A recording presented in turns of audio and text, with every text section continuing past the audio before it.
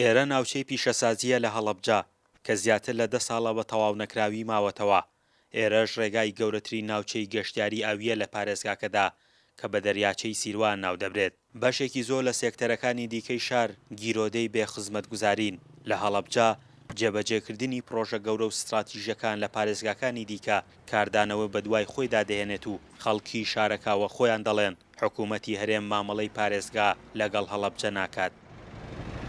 بەڵێ بەداخەوە کە ئێمە ئێستا ئەمە ئەڵێن بەڵام لەوەتەی کە هەڵەبجە بووە بە پارێزگا و پێش پارێزگا بوونیشی لەگەڵ ئەو ناوە گەورەی کە هەی بووە ئەکرێ بڵێن هەڵەبجە سمبولی نەتەوەیی گەلی کورد بووە بەڵام لە ئاست ئەمە خزمەت نەکراوە وەکو پێویست ئاوڕی لێ نەدراوەتەوە. داخەوە ئەتوانم بڵێم لە 95 ئەو پرۆژانەی کە لە هەڵەبجا بوون هەمویان پەکیان خراوە نەکەوەی کە پرۆژەی تازەی بۆ بێ بۆی ئەبینین ڕۆژانە لە شارەکانی ترکی ئێمە بە حەقی و شارانە و بە حەقی و پارێزگانیە زانین کە پرۆژەی جوانیان بۆ بکرێ پێمان وایە حەقی ئەوانیش خوراوە بەڵام خۆش وایە و باش وایە بۆ حکوومەتی هەرێمی کوردستان حکوومەتێک بێت باڵ بەسەر هەموو جنگەکانی کوردستان بکێشێت.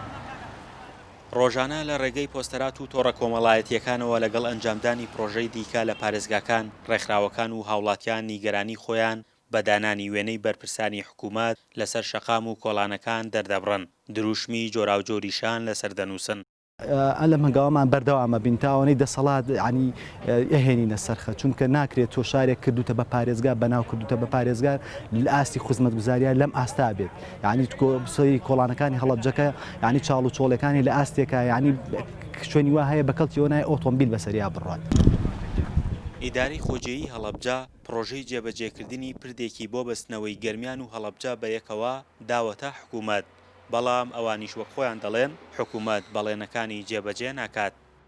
ئەم پرۆژە گرنگیەکەی لەوایە کە دەواازەیەکی کە بۆ پارێزگای هەڵەبجە کاتۆ بەڕووی ئیداری گەرمیان و بگرە ناوەڕاستی عراقیش و بە هەمان شێوە بۆ پارێزگای سلێمانیش ئەوەی کە ئێمە تێبینیمان کردووە حکوومەت چەند جارێک بەڵێنی بە ئێمەیاوە لە کۆتا بەڵێنی لە 11/2/2020 بوو کە بەڵێنیەوەیە لەگەڵ دەستپێکردنی 100 مەترەکەی سلێمانی ڕێکارەکانی پردی تۆ قوچی دەستپێکە بەڵام ئەمە لە ڕاستیا خۆی غەیری پردەکە ئێمە پێشیشمان بە جادەکە هەیە چونکە جادەکە نزیکەی 28 کیلۆمەتر جادەمان هەیە.